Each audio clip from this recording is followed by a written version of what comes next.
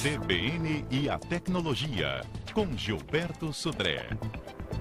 Olá, Gilberto, bom dia. Bom dia, Letícia, bom dia, os ouvintes da CBN. Bom dia, Gilberto. Entre conosco hoje pelo telefone, né, Gilberto? Exatamente. Ele que participa essa semana também de mais um congresso. Isso. Estou aqui em Foz do Iguaçu, no Latinoware, Congresso Latino-Americano de Software Livre, né? Onde tem aqui uma reunião de estudantes, profissionais, pesquisadores da área de segurança da informação e de software livre, dos países aqui da Latinoamérica, né? Então tem pessoas aqui da Argentina, Paraguai, Uruguai, Chile, né? Tá bem interessante, né? E, Letícia, o que aconteceu de interessante, né, na abertura aqui do evento foi que o diretor-presidente do SERPRO, o senhor Marcos Mazzoni, anunciou que o governo federal vai lançar hoje, nesta sexta-feira, um decreto obrigando todos os programas usados na administração pública federal, seja ele direta ou autarquias, sejam baseados em software livre, né? Isso tudo, né, é um desdobramento daquela questão das invasões, né, do governo americano, em que você usando um aplicativo que é proprietário, ou seja, de empresas, inclusive americanas, como a Microsoft, você não sabe exatamente o que tem dentro do programa, ele poderia estar espionando o que a gente está fazendo aqui, né? Então, usando um software livre, onde você sabe exatamente o que tem, o que o programa vai fazer, isso seria mais protegido, seria mais seguro, né?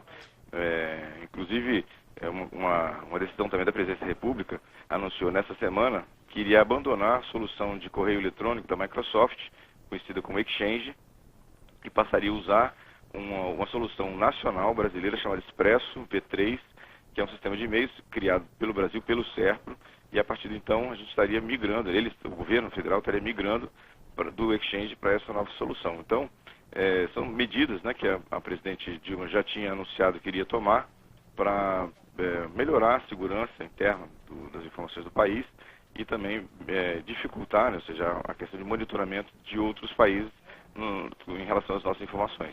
A ideia do governo é criar novos softwares livres, Gilberto, ou já usar os que existem? É usar os que existem. Na verdade, existe uma gama muito grande de software livre já preparado para esse tipo de uso, para substituir os softwares proprietários. Então, o que o governo está fazendo agora é adotar, né, oficialmente e formalmente esses softwares que já estão prontos, estão testados, então, inclusive já estão sendo utilizados em muitas empresas. Só que agora o governo vai tomar uma postura oficial de substituir o software proprietário pelo software livre, né? É uma solução realmente, na minha visão, adequada, né, para melhorar a segurança das nossas informações. Certo. Né? O governo aí se cercando depois desse vazamento, essa espionagem por parte do governo americano, né, Gilberto? Exatamente. Agora que foi divulgada essa informação, que a gente já sabia, na verdade, que isso já tinha uma grande desconfiança do mercado que isso estava acontecendo, e agora que realmente foi oficialmente divulgado, o governo agora se mexendo para poder melhorar a segurança dos sistemas e das informações que a gente tem. Além disso, só para lembrar, a presidente Dilma também divulgou que o SERPRO estaria montando uma infraestrutura de e-mail público, né, esse que eu falei agora é o e-mail da presidência, dos órgãos federais. Mas também a gente vai ter um e-mail público baseado em software livre também desenvolvido pelo SERPRO, que seria uma espécie de concorrente do Google, do Gmail. Então, os brasileiros poderiam usar esse correio eletrônico, né, nacional, baseado em software livre, gratuito, e não ficaria com seus dados expostos tanto quanto estão no Gmail.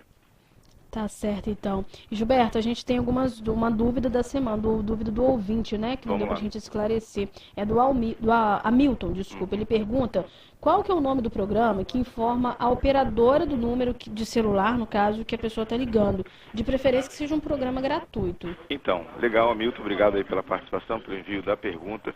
A gente tem sim, viu, Letícia? 2 programas que eu separei aqui para o Hamilton e para os ouvintes da CBN, que faz exatamente isso. Um chama-se de Qual Operadora, que é para Android. Então entra lá no Google Play, procura pelo aplicativo Qual Operadora.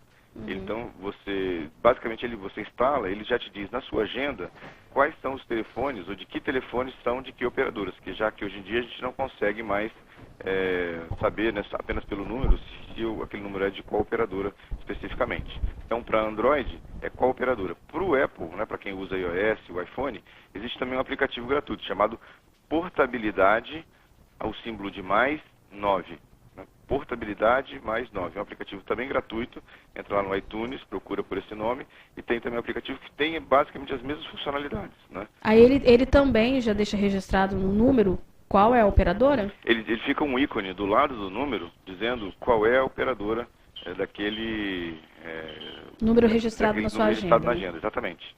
Bacana. Tem o Adriano, ele participa pelo Twitter também, o Gilberto. O Adriano, ele diz o seguinte, ele tem um aparelho Samsung GBT 3410 que não está ligando. O que ele faz? Ele quer comprar um novo smartphone. Alguma sugestão de um bom aparelho? Então, Adriano, obrigado pela participação também.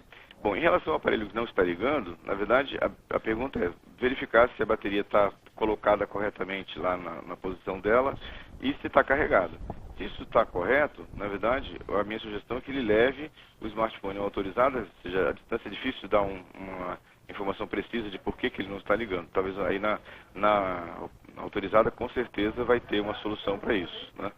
Em relação à sugestão de aparelhos, já que ele tem um Samsung, ele já tinha comprado um Samsung, a solução para uma substituição desse aparelho seria, por exemplo, um Samsung S3, um S4, um Mini S4. Seriam 3 aparelhos que substituiriam bastante bem lá o Samsung que ele não está funcionando, né, dele. Uhum. Tem uma dúvida aqui de ouvinte, também ele pergunta o seguinte, como tirar todos os jogos do celular? Então, o procedimento para você desinstalar aplicativos em geral, sejam jogos ou aplicativos comuns, é o mesmo. Ou seja, então, independente de ser jogo ou se é um aplicativo qualquer, entrar lá na opção de configuração de aplicativos e remover os jogos. Infelizmente, ele vai ter que fazer a remoção de jogo por jogo, né? Manualmente lá. Não tem uma alternativa que ele remova assim automaticamente todos os jogos. Então, o caminho é basicamente esse. Certo. Outra pergunta aqui de um ouvinte, Gilberto, o Galaxy dele, é um Galaxy Note 2. Está travando muito. Se ele fizer uma restauração de fábrica, ele perde tudo, como jogos e configurações? É verdade, viu? Se ele fizer restauração de fábrica, que é uma opção lá que tem na área de configurações, é como se o aparelho tivesse saído da caixa. Então ele vai, nessa opção, ele vai apagar tudo que tem na memória do tablet, lá do Galaxy Note dele, e o aparelho vai estar como se ele tivesse tirado da caixa, então sem nenhuma informação. Então, se ele vai fazer essa restauração, é bom que ele faça um backup dos dados, fotos, talvez vídeos que tenha guardado no aparelho, né, para que ele não perca isso aí na hora de executar esse procedimento. Certo. Chegou uma pergunta aqui também do Claudemir, Gilberto. Pergunta dele também muito interessante, assim como essa que a gente está respondendo hoje. Ele gostaria de esclarecer uma dúvida, né? Um mito. Se é um mito, se é verdade, né? Que o Claudemir pergunta. Depois que o celular carrega totalmente ali, se a gente deixar mais um tempo ele na tomada, cerca de 1 hora, depois ele está 100% carregado, é verdade que a bateria vai durar mais? Não, isso não é verdade. Na verdade, todos os carregadores já estão programados, hoje os mais modernos, já são programados para que ele fica fornecendo energia para a bateria, para a carga da bateria, enquanto ela está precisando de carga para ser carregado. A partir do momento que ela está com a carga cheia, o que acontece é que ele para de fornecer energia. Então isso, mesmo que ele deixe mais 1 hora, mais 2 horas, não vai estender a carga da bateria. Ela vai chegar num limite e não vai mais ter uma energia adicional armazenada nela. Certo. E, Gilberto, vamos à nossa dica da semana? Dica de segurança? A dica de segurança da semana, viu, Letícia, é um aplicativo falso que surgiu, foi identificado essa semana aqui, que com a promessa de acesso ao histórico de mensagens do Facebook, na verdade, ele não faz isso. O que ele faz é uma isca para roubar informações confidenciais dos internautas. Então, se o internauta recebeu alguma mensagem falando, clique aqui para instalar um aplicativo onde você vai ter o histórico de tudo que você fez, de toda a sua navegação aqui no Facebook, né? Essa é uma mensagem falsa, né? Não acredite nisso. Inclusive, a mensagem falsifica a página inicial do Facebook, em que você digita lá seu login e sua senha, que na verdade não está fazendo o login. O que você está fazendo é mandar essa informação para os atacantes que vão depois ter o controle da sua conta do Facebook. Então, a dica da semana de segurança é cuidado com aplicativos que por acaso, prometem esse acesso ao histórico das suas mensagens, das suas ações, atitudes no Facebook. Gilberto Sudré, agora para a gente fazer o resumo da semana, e eu já começo, Gilberto, com o lançamento do PlayStation 4 aqui no Brasil, que é o mais caro do mundo esse preço, né? Exatamente, Letícia. Eu diria que foi a notícia da semana, gerou uma grande repercussão do mercado, porque todo mundo esperava, já com aquela polêmica entre o Xbox e o PlayStation 4, o Xbox veio com uma série de limitações, depois a Sony fez uma série de críticas ao Xbox, e aí a Microsoft teve que voltar atrás. Então todo mundo esperava que o PlayStation viesse a um preço bem mais acessível, talvez um pouco mais caro que o Xbox, mas não tão caro assim, né? E aí quando veio a notícia essa semana que o PlayStation 4 custaria R$ 3.999, para ser mais exato, pegou todo mundo de surpresa, foi uma chiadeira geral e até um preço não justificado, porque se a gente considerar que lá nos Estados Unidos o preço custa em torno de 800, né, 900 reais, né, um preço convertido, se eu colocar todos os impostos, dobrar o valor, até triplicar o valor, não chega nos R$ 4.000, né? Então, isso realmente causou uma grande surpresa. E fica a pergunta, será que a Sony quer, inclusive, realmente impedir e matar completamente, né, esse tipo de lançamento ou esse tipo de produto aqui? Ou a Sony, na verdade, quer desovar estoques antigos do PlayStation 3, né, ainda que está sendo vendido, até chegar mais tarde a vender o PlayStation 4. É uma grande preocupação em relação a isso. Quem está morrendo de rir aí é o Xbox, né? Com certeza absoluta. Os usuários de Xbox, a própria Microsoft, porque o preço é quase metade do preço, né? É um pouco mais da metade do preço do PlayStation 4. Com esse preço que está sendo vendido, fica mais barato você ir para os Estados Unidos, pagar a passagem aérea, diária de hotel, comprar o aparelho lá e vir para o Brasil, e ainda fica mais barato ainda o aparelho. Então, bela comparação, Gilberto. Exatamente, ou seja, é muito, assim, realmente desproposital o valor de R$ 4.000 em relação a ao produto em si, né? Então, realmente, vão agora esperar as próximas do desdobramento disso, porque a chiadeira realmente foi muito grande. Tá certo, então. Tem outra informação aqui, né? Cadê? Anunciantes que poderão perseguir internautas dentro do Facebook? Exatamente, Letícia. Que é isso? Essa semana começa a funcionar uma ferramenta que vai ajudar os anunciantes a perseguir seus possíveis clientes dentro da rede social. Por exemplo, você vai numa loja de eletrodomésticos, seleciona um produto, mas não finaliza a compra. A partir dessa ferramenta, o dono daquele site vai poder mostrar anúncios com aquele modelo do eletrodoméstico que você escolheu diretamente na sua newsfeed, né, do Facebook. Então, ou seja, se você foi lá, mostrou interesse por um certo produto, mas não fechou a compra, com essa ferramenta que o Facebook vai disponibilizar, essa loja vai poder agora, obviamente pagando para o Facebook, disponibilizar a propaganda daquele produto na sua newsfeed. Tipo assim, como se fosse tentando convencer você a comprar aquele produto, né? A mesma coisa acontece, por exemplo, se ele escolhesse um pacote de viagens e depois vai aparecer insistentemente lá na sua timeline a propaganda daquele pacote de viagens que você foi lá, demonstrou interesse, mas não comprou. Realmente, eu diria que é assustador isso, né? É engraçado, eu já reparei isso. Você vai pesquisar passagem de avião ou hotel, depois você entra em Google, em várias páginas, a não ser que você não está vendo nada disso. Quando tem propaganda, a propaganda te mostra justamente aquilo que você está procurando.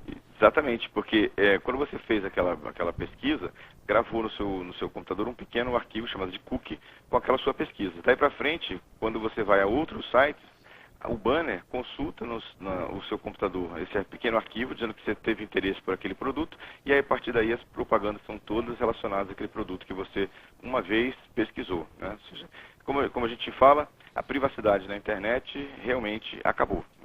Não tem mais a privacidade como tinha antes, isso realmente acabou. Isso, e a gente também tem aqui outro Snowden, né? Tem mais segredos para revelar. Isso. O pai do Edward Snowden, aquele funcionário do governo americano que revelou aquele monte de segredos, né? O pai dele teve um encontro com ele nessa semana e divulgou que o Snowden tem mais novidades e mais segredos a revelar. Então, essa história, como a gente também já estava esperando, não acabou, né? Está só começando, a gente viu só a ponta do iceberg. Vamos esperar aí novos segredos e novas revelações aí de toda essa situação que acontecia entre os governos, a parte de espionagem da NSA também. Novas notícias aí bem interessantes vão aparecer com certeza. A próxima notícia do resumo da semana, Letícia, é que os clientes começam a reportar alguns problemas com baterias do Galaxy S4. Esse problema parece estar localizado em produtos da Alemanha, né, vendidos na Alemanha, mas é bom ficar olhando. Que problema é esse, Gilberto? A bateria, ela começa, parece que a inchar, ou seja, é uma falha de fabricação da bateria do S4. Então, quando você coloca ela depois de vários ciclos de carga, a bateria parece que começa a inchar, ficar um pouco mais gorda, né, no meio. E é inclusive impedindo o fechamento do aparelho. Então, esse problema, caso nossos ouvintes identifiquem, levar o aparelho na assistência técnica, que a Samsung já se comprometeu a trocar as baterias que apresentarem esse problema. Aqui. E por último, vamos conversar de uma rede social diferente, né? A First, uma rede social lançada agora recentemente, que é uma rede social como o Facebook, como outras redes sociais, só que ela agora tem um fim específico, que ela é direcionada especificamente para jogadores, para gamers, pessoas que gostam de jogar. Então, trocar experiências, trocar informações, fazer troca de telas, troca de dicas, né, de jogos diferentes. Então, essa é a dica da semana para novos jogadores, né, que queiram gostar dessa situação, é usar essa rede social. Então, essa para quem gosta de jogos, é uma boa dica. Certo, Gilberto, antes da gente encerrar a nossa participação aqui, só vamos responder a pergunta aqui de um nosso ouvinte, o Bartolomeu, lá de Jacaraípe. Ele pergunta a sua opinião sobre o Windows 8. Emplaca ou não emplaca, Gilberto? Olha só, eu tenho ouvido, obrigado aí pela participação do nosso ouvinte, eu tenho ouvido muitas reclamações porque o Windows 8 mudou muito a interface, né? Ou seja, a forma de interagir com o sistema mudou bastante. Então, muitos usuários têm reclamado de dificuldades de entender, de compreender o Windows 8 em si. Então, eu diria assim que, aparentemente, pela essa interface como está, ele até vai chegar a emplacar, mas eu diria que vai demorar um tempo maior, né, para que as pessoas e os usuários consigam se acostumar com ele. Até porque a Microsoft vai empurrar todo mundo para o Windows 8, não tem muito jeito. Ou seja, daqui a pouco ela vai parar de fazer atualizações do Windows 7 e vai obrigar todo mundo a migrar para o Windows 8. Então não tem muita alternativa. Ou seja, tem que seguir o que a Microsoft vai dizer. Esse é o problema do software proprietário, né? Mas que vai ser com um tempo de adoção mais lento, mais demorado, isso com certeza. Tá certo então, Gilberto. Muito obrigada, viu? Obrigado, Letícia. Um grande abraço a você, os nossos ouvintes. Lembrando que tudo que a gente conversou aqui, quem não pôde anotar essas informações, vai entrar lá no site do cbnvitoria.com.br, né, vai estar tudo lá gravado direitinho, pode ouvir quantas vezes quiser mais tarde. Está no meu site também, no gilberto.sudré.com.br, e quem quiser mandar mensagens aqui para o programa, no cbntecnologia@gmail.com. Isso aí. Tenha um bom dia, um bom final de semana, Gilberto. Obrigado, Letícia, a vocês, nossos ouvintes.